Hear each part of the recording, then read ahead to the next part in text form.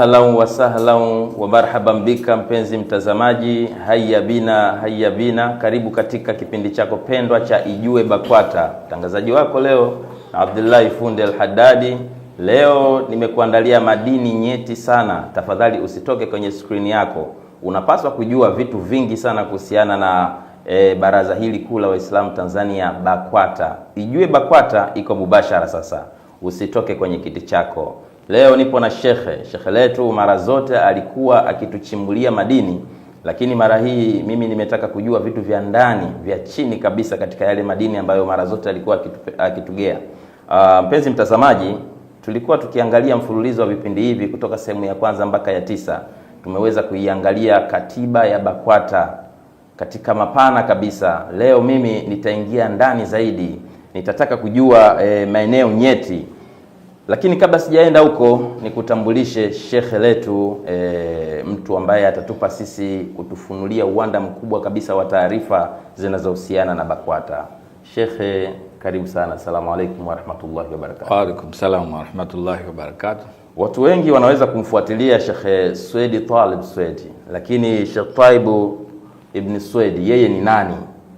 Tuanze hapo, umwambie kwa mpenzi mtazamaji mpya wa kipindi chetu apate kukutambua kwanza, wadhifa wako na nafasi yako. Bismillahirrahmanirrahim. Alhamdulillahi rabbil alamin, wassalatu wassalamu ala rasulillahi sayyidi sallallahu alayhi wasallam wa ala alihi wa sahbihi wasallam, wa ba'd. Kwa hakika na kushukuru mwendeshaji wa kipindi na mtangazaji wetu. Mimi kwa wastani katika eneo hili la kipindi hiki cha Ijue BAKWATA, mimi ndio mwelezaji wa hiyo Ijue BAKWATA. Kwa hiyo kwa nyadhifa zingine hizo zinatumika kwingine, lakini kwa hapa ijulikane mimi nitatumika kujibu yale maswali au hoja zitakazokuja juu ya swala la kipindi hiki cha Ijue BAKWATA. Kama ulivyoeleza toka siku za nyuma huko, nimeeleza katiba nzima ya BAKWATA, lakini kama ulivyoeleza kwamba leo tutaendelea na nini, utanijuza. Kwa hiyo nafasi yangu kwenye hili ni Ijue BAKWATA kama mwasilishaji. Mashaallah. Nafikiri tuko live na tuko pamoja. Shekhe mara zote alikuwa akituchimbulia. Huenda ulikuwa unahisi anapatwa maswali mepesi, lakini mimi kutokana na uvumi wa kiteknolojia sasa, mitandao ya kijamii inaendelea kuvumbua mambo mbalimbali na taarifa kadha wa kadha kuhusiana na BAKWATA. Mimi nilikuwa nikitafakari, nikasema siku moja nikipata nafasi mubashara na Sheikh Swedi, nitakubananisha, uniambie vizuri haya mambo yanaendaje, muktadha wa hali. Mbona kuna hali kama inataka kutengenezwa ya taharuki na watu wasioijua BAKWATA hii ipoje? Sasa tutakuwa tuna sehemu mbili leo ya maswali yangu no. Lakini kwanza kabisa nataka tuiangalie harakati za uwepo wa Kiislamu miaka ya 1968 kabla ya BAKWATA huko. Harakati za Kiislamu ziliendaje? Watu walikuwa wanafanyaje? Sasa hivi tunaona kuna ofisi nyingi kuanzia ngazi ya taifa mpaka ngazi ya jamii, wanaita kata. Maeneo hayo yote kulikuwa kuna migogoro mbalimbali. Tunaona watu wanapelekana BAKWATA, wenye kudai talaka, wenye mambo ya mirathi 1 2 3. Kabla ya BAKWATA harakati zilikuwa zinaendaje? Naam, bismillahirrahmanirrahim. Alhamdulillahi rabbil alamin, wassalatu wassalamu ala sayyidil mursalin nabiyil ummi wa ala alihi wa sahbihi wasallam, wa ba'd. Kabla ya BAKWATA pengine ningerudi nyuma kidogo. Unajua Tanzania tusichukulie kama ni nchi ambayo imekuwepo jana au juzi. Tanzania ipo katika awamu karibu 3. Iko awamu ya kwanza ambayo ni Tanzania iliyojaa mapori, mna watu zamani sana. Ukija kwenye karne huko ya 9, usidhani kwamba Tanzania ilikuwepo. Afrika ilikuwepo, ni bara, na Tanzania ilikuwepo, au tuseme Tanganyika, vyovyote ambavyo walikuwa wanaiita ilikuwepo tu. Sahihi. Lakini tuilete Tanzania ambayo kabla haijawa Tanzania inaitwa Tanganyika. Nadhani tunapozungumzia hapa Tanzania bara tunazungumzia Tanganyika. Sahihi. Ni Tanganyika ambayo katika karne ya 11 au 12, 13 mpaka 14 ni wakati ambapo Uislamu uliingia katika sehemu za pwani. Kwa hiyo kulikuwa na Uislamu. Uislamu ambao uliingia katika maeneo ya Bagamoyo, Uislamu ulioingia katika pwani ya Tanga, lakini ukaja pwani ya Dar es Salaam na bandari la Dar es Salaam, baadaye kenda mpaka pwani ya Mtwara. Imekwenda mpaka Kilwa Masoko huko ambako kulikuwa na Uislamu. Maisha yao yalikuwa ni ya Uislamu na walikuwa wanasuluhishana kwa mujibu wa Qur'an na Sunna. Mashaallah. Na wakifanya ibada, lakini pia walijenga misikiti ambayo wakati mwingine ni ya muda, ya makuti, ya majani. Wakati huo ukumbuke, uchumi uliopo wa sasa ni tofauti na uchumi uliokuwepo wakati ule. Kwa hiyo mtu akijenga nyumba ya makuti au msikiti wa makuti ndo ameshajenga, ndo shakamilika. Yaani fikra zisiwapeleke haya mavioyozi tulionayo na nyumba za ghorofa tulizonazo, alete sura ya wakati ule. Ya wakati huo. Na wakati huo jamii inaishi mbalimbali. Kwa hiyo ilikuwa kipande hiki unaweza kukuta kuna mtu anamuamini kama shekhe au kama mwalimu, ndo anashughulika naye. Unakuja kipande hiki unakuta kuna shekhe wanamuamini, ndo anashughulika naye. Na hiyo ndio imetuleta kama hivyo, unaona historia za kina Shekhe Mohamed Ramia wale wote wengine, kuna watu wahamiaji pale. Kwa hiyo eneo lile watu waliona huyu ndo tunaenda naye. Lakini ikaenda tukaona kama Dar es Salaam ndo akina Shekhe Hassan bin Amir, tukaona na mashekhe wengine akina Mwenye Baraka na mashekhe wengine, sio wakati wake kuwataja wote. Na wenyewe wakawa naaminika katika eneo lao. Lakini huku kienda Mtwara hivyo hivyo. Na ili tembea mpaka ikaingia huko bara sasa. Tabora pale utakuta kuna mashekhe waliokuwa wanaongoza, lakini miongoni mwa familia ambayo ilikuwa na Uislamu wa muda mrefu ni ile ya yule speaker wa Tanzania, yule Chifu Adam Msapi, pamoja na wengine. Meenda Kigoma huko, watu wamekuwa Waislamu, ndo unakuta historia ya Sheikh Alfan Kiumbe huko na Sheikh Taufiki Malilo. Meenda kule Kagera, imekuta kina Sheikh Mustafa Khalidi, imekutana na mashekhe. Mustafa Khalid alikuwa maarufu sana, sasa hivi marehemu, lakini wapo akina Sheikh Yusufu Mikidadi Katura, akina Sheikh Musa Kagimbo. Kwa hiyo mazingira yaliyokuwepo katika kila eneo ilitegemea ni wakati. Kwa hiyo harakati zilikuwa hivyo za kidini. Okay, mashaallah.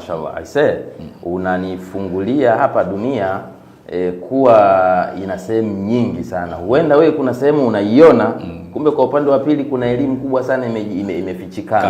Kabisa. Inamaanisha kipindi hicho yule ambaye alikuwa na uelewa wa dini, watu walikuwa wanaenda kwake moja kwa moja. Ndiyo. Hapo inaonyesha hakukuwa na nguvu ya kiumoja ama chombo rasmi. Shekhe, umenipa swali. Ndiyo. Umenipa swali, umegusa sehemu nzuri sana ambayo nilikuwa nataka uje. Kabla ya BAKWATA 1968 kama sikosei. Hivi kulikuwa na taasisi yoyote? Kwa sababu kabla hujanijibu, tuna semi nyingi katika mitandao ya kijamii. Ndiyo. Baadhi ya watu wanasema Baraza Kuu la Waislamu kwa nini liwe kuu? Kuna wengine vidogo vilikuwepo, kuna wengine walikuwepo BAKWATA amewameza mathalan, au BAKWATA haitambulishi Waislamu wote. Huenda kulikuwa na chombo chenye nguvu kuliko BAKWATA miaka hiyo nyuma, ya ukitoa 1968 huko nyuma. Sasa sijajua wale watu wana evidence gani muda mwingine kuiataki BAKWATA. Naomba leo utuambie kabla ya BAKWATA kulikuwa na taasisi gani huko nyuma? Kitu cha kwanza ni hichi nilichokieleza, kulikuwepo na umoja ambao sio rasmi. Ambao na hii ilitokana na kijiografia. Kwamba yani ili ufike kutoka kijiji kimoja kwenda kijiji kingine unakwenda maili 7. Kwa hiyo hamwezi kufanya miamala pamoja, hamwezi kushirikiana kwa hali hiyo. Si mchezo. Kwa hiyo ilibidi huku washirikiane, ingawa sio rasmi. Lakini kwa mtandao wetu wa Kiislamu sisi mkishashirikiana, taratibu zetu hazihitaji katiba, zinahitaji Qur'an na nini? Na Sunna za Bwana Mtume Muhammad, katiba yenyewe. Ndio katiba yenyewe. Kwa hiyo watu walikuwa wakisema tunafunga, sasa wanafunga kwenye kijiji. Na ndio maana huko utakuta kuna mabishano fulani tulikuwa tunayafanya katika masuala ya mwandamo wa mwezi na nini. Sahihi. Sasa ujiulizi kwamba kilomita 7 kwenda kwa kijiji kingine wakati mwezi umeandama, au kilomita 40 kwenda kijiji kingine, ukienda kama Morogoro vile kuna kwingine mabonde, milima, Lushoto kule, kuja kuwafikia ukawaambia jamani leo mwezi umeandama, sio leo, mpaka wauone wao. Ushaona? Kwa hiyo hilo nalo lilikuwa ni sababu. Kwa hiyo hakukuwepo kitu tunachokiita network au mtandao unaotuweka kwa pamoja. Kwa hiyo ilikuwa mfumo namba moja uliotumika ni huo. Kwa hizo jumuiya zilikuwepo zisizo rasmi, wakati mwingine hazijasajiliwa. Lakini baadaye sasa katika miaka ya 40 kwenye 49 50 kuja mpaka 56 hivi ambapo kulikuwa na harakati za uhuru. Yaani lazima watu wajue kwamba hapo Afrika imeingia kwenye swala la mapigano ya wanajiita kujitawala. Yaani wasitawaliwe. Kulikuwa na taasisi zilikuwa zinaendeshwa. Hao wazee wetu Mwenyezi Mungu awarehemu walikuwa na taasisi. Kwa mfano kuna taasisi moja inaitwa Da'watul Islamia. Ndio. Ilikuwepo na ilikuwa inaendesha shughuli za Waislamu, inawasimamia. Zamani sana. Na nyingine inaitwa Jumuiyatul Khair. Jumuiyatul Khair. Ilikuwepo. Na zote hizo zilikuwa Dar es Salaam. Lakini ipo nyingine ambayo ilikuwa inaitwa Jumuiya ya Waislamu wa Tanganyika. Ambayo nimefuatilia sana, nimekuta kwamba ilikuwa inaendeshwa na familia ya Al-Bukhari. Sheikh Ali bin Hamedi Al-Bukhari alikuwa ndo muasisi wa hiyo na alikuwa anaisimamia. Lakini ilikuwepo jumuiya nyingine ambayo yenyewe ilikuwa na matawi mengi. Yaani walikuwa hivi, Dar es Salaam kulikuwa na Muslim Association. Muslim Association pamoja na taasisi nyingine. Lakini ilikuibuka Iringa kukawepo na Muslim Association, Bukoba kukawepo Muslim Association, Dodoma kukawepo Muslim Association, Tanga kukawa na Muslim Association. Kwa hiyo tulienda hivyo. Kwa hiyo hata hicho ninachokisema kwamba hakikuwa rasmi, wakaja wakarasimisha hicho kitu kwamba lazima watakapokuwa wanakaa. Ukumbuke hapo wakati huo wasiokuwa Waislamu tayari wana network. Kuna network inatoka Vatican, kuna network inatoka Uingereza, kuna network inatoka sehemu mbalimbali. Kwa hiyo Waislamu ilibidi wajiorganize ili wanapokuwepo na mtu anaitwa District Commission. Anataka kukutana na Waislamu, lazima tuwe na mtu wa kwenda kukutana naye. Ndo wakawa wanachukua kiongozi ambaye sasa pale wanamwamini anaenda kuwakilisha. Kwa hizo ndo jumuiya ambazo zilikuwepo. Baadhi yake zilisajiliwa, baadhi yake hazikusajiliwa, wakawa wanaheshimiana namna hiyo. Sheikh, turudi. Naomba ueleze Waislamu na Watanzania kwa ujumla sababu zilizopelekea, hata kama si zote, lakini zile kubwa mpaka mkaona kulikuwa na sababu ya BAKWATA kuwepo. Yani kilichopo ukiangalia historia ilivyo kwamba ni kama nilivyoeleza kwamba kulikuwa kijiografia, Tanganyika ilikuwa ni kilomita nyingi kutoka sehemu moja kwenda sehemu nyingine. Lakini kadiri ilivyokuwa inaendelea kukua, ilibidi wawe na network moja. Sahihi. Kwa hiyo wakaona ni vizuri wawe na chombo ambacho kinaweza kikaunganisha watu na wakafanya kazi wakiwa pamoja. Sahihi. Na ndio maana hizi zote nilizozitaja hazikuwahi kuvuka Dar es Salaam au Pwani kwenda kwenye maeneo yao.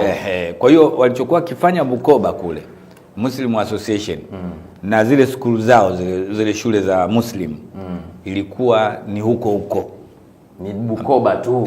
Hamna network.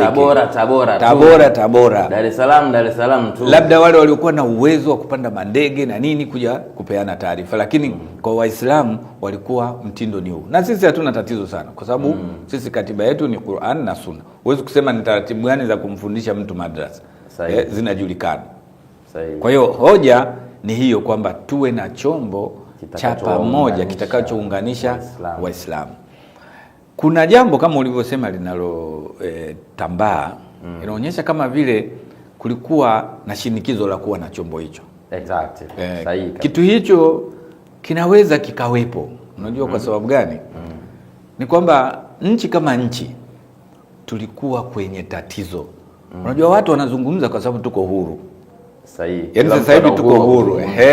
Tuko huru. Sio tu wa kuzungumza, tuko huru katika nchi yetu, katika nchi yetu. Lakini unapozungumza na Tanzania kuanzia miaka 1944 katika vita ukitoka 2014 baada ya vita kuu ya dunia.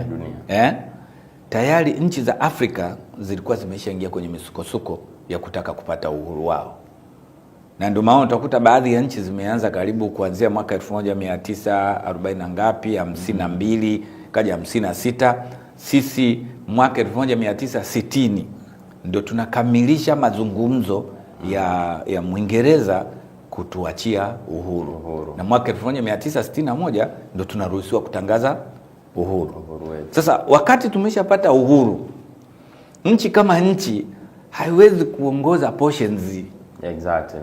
Kundi fulani inapotaka mawasiliano ya kinchi kuhusiana na Waislamu inamuona nani?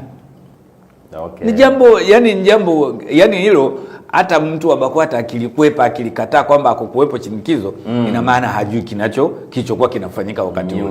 Yani nchi kama nchi inahitaji wasiliane na Waislamu. Unless otherwise utuambie kwamba Waislamu wale hawana itikadi zinazofanana. Lakini ili iweze kupata Waislamu, na hasa ukizingatia hawa East Africa karibu Afrika Mashariki wote ilikuwa ni watu tunafanana kiitikadi. Yani mitindo yetu inafanana. Kwa hiyo wao pia serikali walipenda na wakakubali wazo hilo na wakaliunga mkono kwamba kuweni na chombo kimoja. Na ukitaka kujua walikubaliana kuwepo na chombo kimoja, mikutano iliyofanyika huko mikoani ndio sababu iliyoifanya sasa kuwepo kwa BAKWATA, kwa sababu wale watu wote walikuja kuweza kuleta mawazo yao. Kumbe hapo shekhe unanipa taswira kwamba wakati BAKWATA inatengenezwa kwa hoja hizo, zile jumuiya za Kiislamu ziliona hakuna ubaya wa kuwepo BAKWATA. Ndio maana yake ili tutengeneze hiyo unit. Na ndio maana hupati mlalamikaji hata mmoja katika jumuiya hizo. Lakini pia na kupata taswira ya sababu nyingine kwamba serikali yenyewe kumbe haiwezi kutoa msaada kwenye uwanja wa wazi wa mpira ili watu wagombanie. Lazima kuwe na mwamvuli ambao utashusha taarifa chini. Lazima.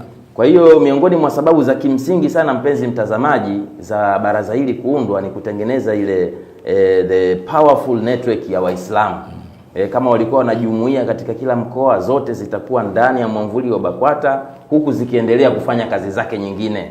Nafikiri BAKWATA haijatengeneza wigo kwamba kwa sababu umejiunga na BAKWATA hizo shule zako zote ziingizwe huku lazima. Hapana. Kwa mujibu nilivyoelewa mimi hapo. Yaani kilichokuwa kimetokea. Jumuiya na taasisi wote walisalenda kwenda kwenye vikao vile. Exactly. Wakakubaliana kuundwe chombo. Sahihi. Hapa kuna vitu viwili. Kuna kitu cha kiuongozi. Sahihi. Kuna kitu cha kiuchumi. Sahihi. Hivi ni vitu viwili tofauti. Kiuongozi, BAKWATA ni kiongozi. Na ndio ilikuwa lengo la kwenda kuiunda. Na ndio lengo la network kwamba Waislamu apatikane mtu au kiongozi au viongozi atakao wakilisha Waislamu wote. Yaani serikali ikikaa au mamlaka zikikaa zikitaka kuelekeza jambo zipite huku. Sahihi. Ndio maana wakaweka hata vyama vya siasa, wakaweka msajili. Ukitaka kuwapata hawa vyama vya siasa utapita kwa msajili. Unaona? Kwa hiyo na hata Wizara Mambo ya Ndani ikatengeneza utaratibu wa kwamba tutasajili tutaweka msajili atakaye tengeneza vyombo vya kijamii. Lakini hao Waislamu wanahitaji kuwa na uongozi. Nje ya uongozi kuna vitu vya kiuchumi, kuna vitu vya kimamlaka, kuna vitu vya kielimu. Hizo taasisi zitaendelea kuwepo na shughuli zake zitaendelea kuwepo na watamiliki na watafanya. Lakini tunapokuja kwenye swala la uongozi, ili tutengeneze network, ilikuwa lazima tuwe na chombo ambacho ndicho kinachoweza kutengeneza mtandao wa nchi nzima. Yaani ukiwa Dar es Salaam hapa umempa maelekezo labda kiongozi mkuu wa BAKWATA. Tayari Ruvuma atakuwa ameshapata taarifa, tayari Rukwa atakuwa amepata taarifa, Arusha atakuwa amepata taarifa. Hilo lilikuwa ndio lengo kuu la kuhakikisha kwamba kutengeneza unity ya Waislamu katika shughuli zao. Japo katika shughuli zote sio wote wanaweza kukubaliana. Sahihi. Kwa hiyo inawezekana kuna baadhi hawakukubaliana, lakini tunachokiona sisi hata kama hatukuwepo kwa kuzaliwa, tunaona kabisa walikubaliana kwa sababu chombo hicho kimekwenda, hatukuona chombo kingine kinaundwa cha aina hiyo. kwa miaka yote hiyo. Kwa miaka yote ile hatujakiona chombo chochote kimeundwa. Mpenzi mtazamaji, Shekhe hapa amedadavua jambo nyeti sana. Kwa namna ninavyoona ili jambo limekaa kimkakati. Sasa hivi tumeona mataasisi mengi sana ambayo kiitikadi wote wanaamini katika Uislamu wao, japo wana mitindo yao ya kuendesha shughuli zao kama walivyopokea kwa mashekhe zao. Kuna taasisi kubwa kubwa ambazo tunaweza kusema kwamba zinaweza kufanya mambo haya katika Uislamu, nyingine zinasema tunafanya tofauti na hivyo, lakini wakiitwa na mufti mkuu wa Tanzania kwa sasa Sheikh Abubakar Zubeir bin Ali Mbwana, huwa tunaona wanahudhuria kwenye makongamano, wanakuja wanaendeleza kama wako pamoja. Lakini miezi kadhaa nilifuatilia press conference iliyoandaliwa na katibu mkuu wa Baraza Kuu la Waislamu Tanzania BAKWATA, Sheikh Alhaji Nuhu Mruma, akidadavua miongoni mwa baadhi ya shutuma zilizotokea. Aliona kwenye mtandao akaona ni vema kuiweka wazi kwamba kuna watu walilalamikia BAKWATA kwamba ina force mandate ya kupushi watu wengine na taasisi nyingine. Akaweka sawa kwamba ile sio kweli, kwamba BAKWATA haimlazimishi mtu kufanya jambo ambalo anataka BAKWATA. Alimradi yeye huyo mtu anatakiwa atambue tu ukongwe wa BAKWATA na umuhimu wake, na miongoni mwa taasisi kongwe zinazotambulika zaidi kwenye mamlaka za kiserikali. Sio kwamba zimerasimisha kwamba ndo katiba yake inasema hivyo, hapana, ila kutokana na heshima yake na ukongwe wake. Na mimi naamini wapenzi watazamaji, Waislamu tumeumbwa katika mazingira ya umoja na mshikamano. Kuwepo na chombo kimoja chenye nguvu, huenda jambo hili na wazo hili ni kubwa zaidi na muhimu zaidi. Lakini nataka nirudi kwa Shekhe. Kuna nadharia zinasemekana kutoka BAKWATA kwamba huenda ilikuwa inachelewesha maendeleo ya Waislamu kwenye jamii. Muktadha wa mazungumzo haya upoje kwa namna unavyosikia? Ni kweli BAKWATA imechelewesha sana maendeleo ya Waislamu? Kuhusiana na kwamba BAKWATA uwepo wake umechelewesha maendeleo ya Waislamu, inawezekana maneno hayo yakawa yana ukweli upande fulani, lakini upande fulani hayawezi kuwa ukweli. Mahali ambapo sio kweli ni kwamba tuna matokeo mengi ya maendeleo ambayo yamefanywa na Waislamu na kupitia BAKWATA. Viko vitu vingi huwezi kuvitaja. Katika sekta za elimu, sekta za uchumi, sekta za maendeleo ya jamii. Unataka kusema kwamba kwa wale ambao hawajui BAKWATA kuna shule za BAKWATA? Ziko shule za BAKWATA na zingine za kutoka nje zilizosimamiwa na BAKWATA. Sasa viko vyuo ambavyo vinafundisha watu vya BAKWATA, lakini iko misikiti ambayo ina standard mizuri, iko ardhi, ingawa wanaweza akasema kulinganisha na pengine wanachokiona katika maeneo nyingine. Lakini huwezi kusema BAKWATA imewachelewesha. Lakini hata hapo walipofika BAKWATA mpaka wanafikia, au Uislamu umefika hapo mpaka wanafikia walikofikia, huenda ni nguvu ya hao viongozi wa BAKWATA kuwafikisha hapo inshallah. Ila Shekhe, kuna kitu mimi nimekisikia katika kukua kwangu, nimejaribu kukifuatilia kwa namna yangu, lakini naona ninahitaji ufafanuzi wako. Hii EMWS, East Africa Muslim Welfare Society, ilikuwepo na inanasibishwa kama ilikuwa mbadala wa aidha BAKWATA au ina uhusiano gani? Hii ilikuwa inafanya kazi gani? Au baraza imekuja kumuua huyu East Africa ili ifanye itake mandate? Hapa ikupoje hapa? East Africa Muslim Welfare Society ni taasisi ambayo haikuwa ya Tanganyika tu. Haikuwa ya Tanganyika pekee? Hapana. Ilikuwa ni ya Kenya, Uganda, Tanganyika na Zanzibar. Kwa hiyo kwanza ile fikra ya kwamba BAKWATA imekuja kuiua East Africa Muslim Welfare Society sio sahihi, kwa sababu hata majukumu ya BAKWATA ni sehemu ndogo tu ya BAKWATA ilichukua jukumu la East Africa Muslim Welfare Society ambalo ni swala la kiuchumi. Lakini East Africa Muslim Welfare Society haikuwa na mamlaka ya kiuongozi. Labda tu niwasaidie kidogo watazamaji wetu. Sahihi. East Africa Muslim Welfare Society imeanzishwa mwaka 1945. 45. Zaidi ya 15 years ya before BAKWATA. Tuseme miaka 20. Ni karibu miaka 20 na kitu. Ndio. Establish Uganda, Kenya, na makao makuu yake yalikuwa Zanzibar. Sio Tanganyika. Sio Tanganyika.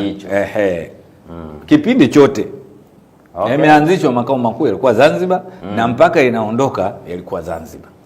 Sasa hapa kuna wakati watu wanaeleza kwa minajili ya kisiasa. Kwa hiyo sasa uangalie nyinyi mnavyosikiliza au kusoma, lazima uangalie huyu mtu anaongea kisiasa au anaongea kidini. Kuna vitu vile hapa vimesababisha East Africa Muslim Welfare Society yani tuseme iondoke sahihi. Kitu cha kwanza ilikuwa ni swala la kisiasa.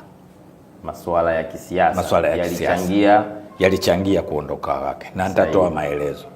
Ya pili ilikuwa ni masuala ya Waislamu wenyewe, na hizi taasisi nilizozitaja, hizi Muslim Associations na nini, wenyewe Waislamu. Upande wa kisiasa ilikuwaje? Mkumbuke kabla ya uhuru tulikuwa na East Africa Community.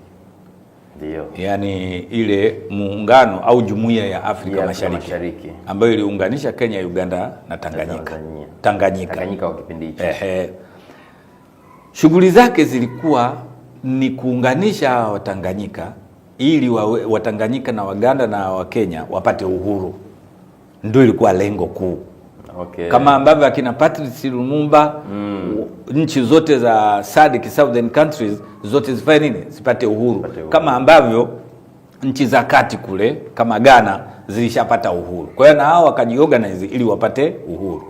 Lakini ukumbuke mtangazaji, kitu ambacho hatukifuatilii kwa makini sana, na nashangaa kwa nini watu wanakiacha.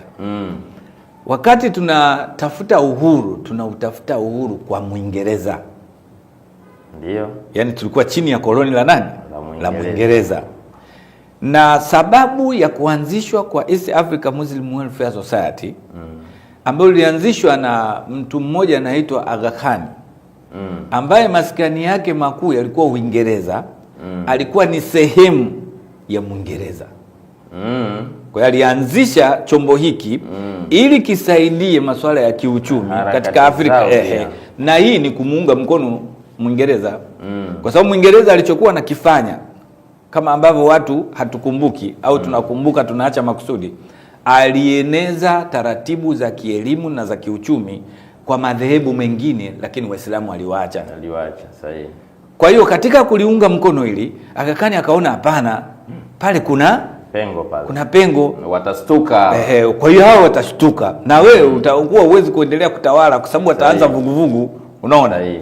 Angalia 45, ujue ninazungumza hivyo. Sahihi. Mavuguvugu yako kwa ndani tu, watu wanalalamika. Waislamu wazee wetu wale ambao wamezaliwa na 18 huko walikuwa bado wapo, ambao wamezaliwa 1905 unaona, walikuwa washaanza kulalamika, au ni vijana sasa wana miaka 40, wengine wana miaka 50, yani wanaanza kulalamika.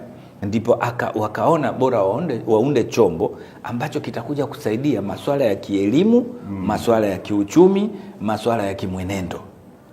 Kile chombo sasa wakati kiko pale kilihakikisha kwamba yule mwenye ardhi basi wenyewe wanaichukua ile ardhi, wanakujengeeni kitu mnachokitaka pale.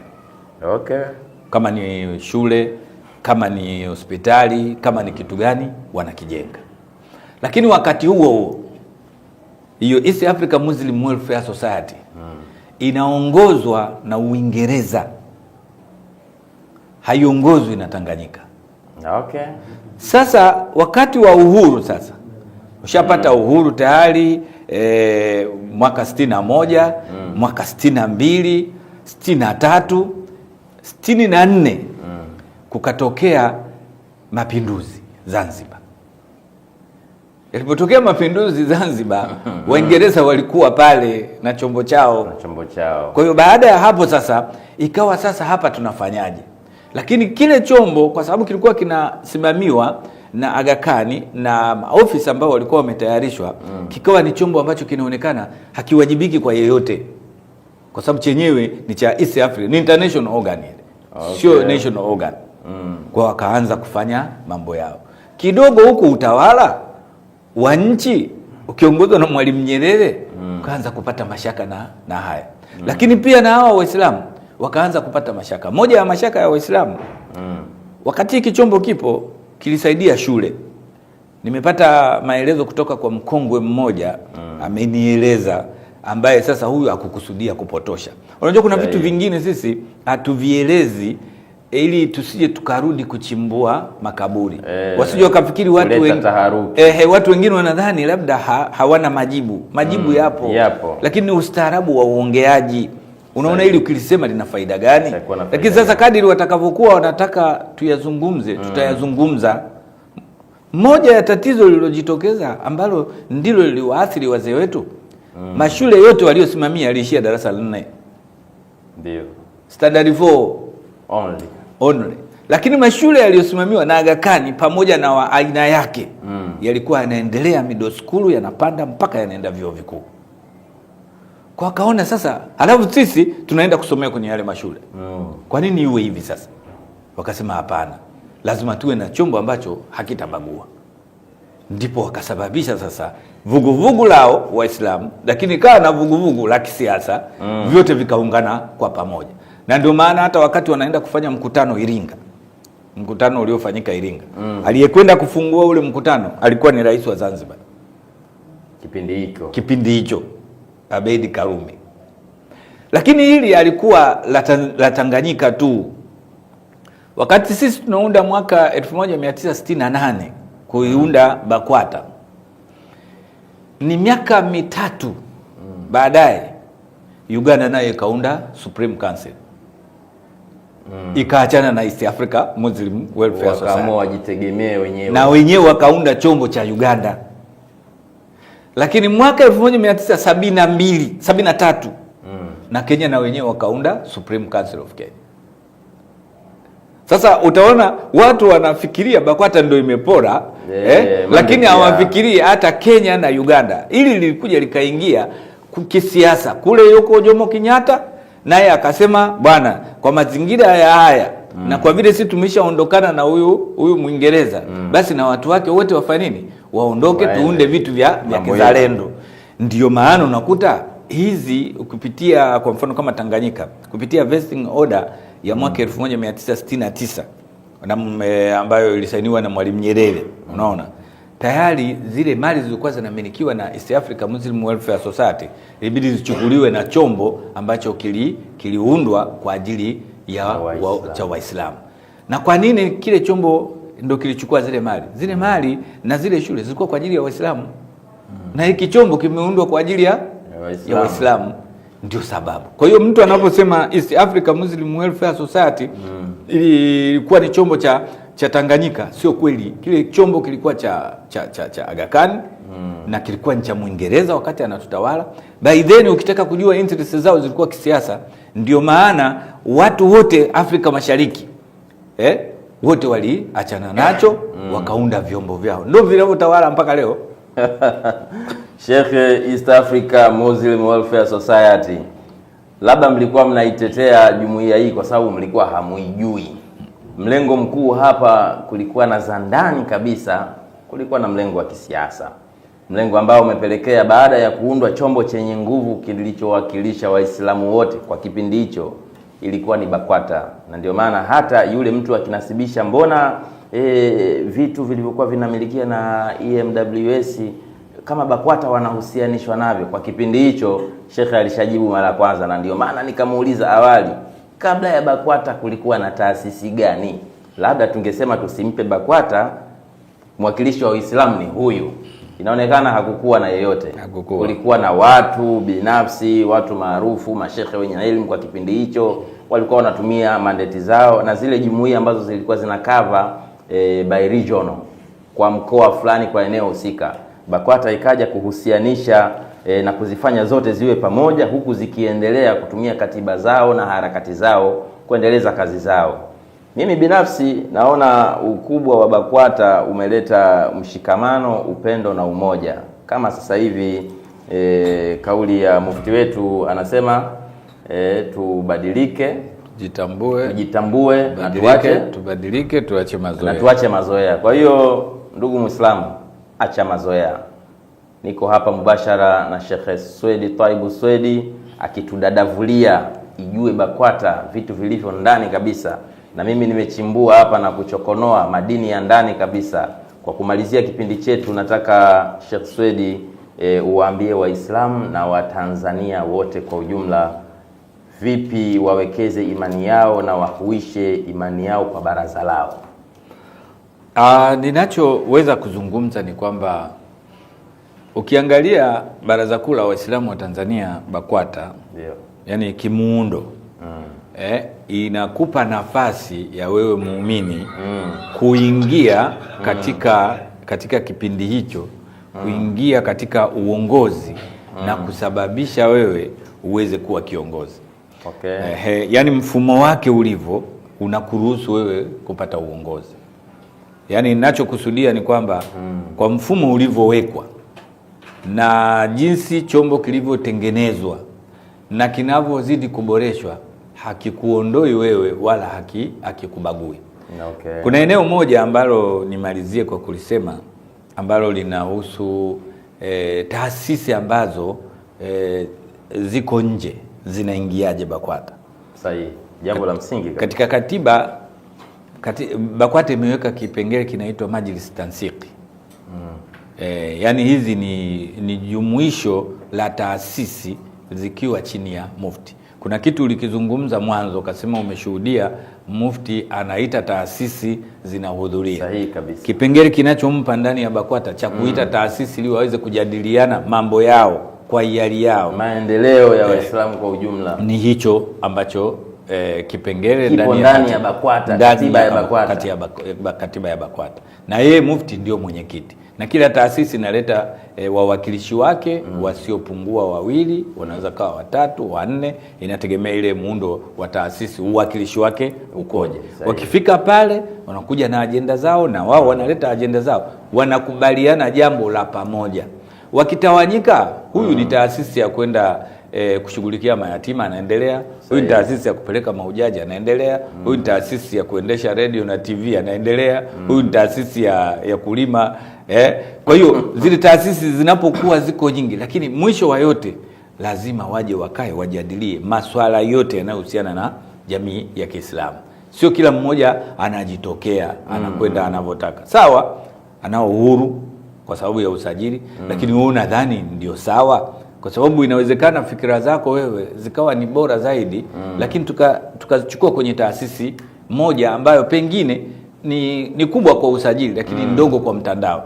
Alafu ile ndio ikawa ni faida kwa waumini wote. Sasa ile ni kama jukwaa la kuhakikisha taasisi zote zinakutana, zinatoa idea zao. Inawezekana wewe unashughulikia mayatima, lakini wewe ni mchumi.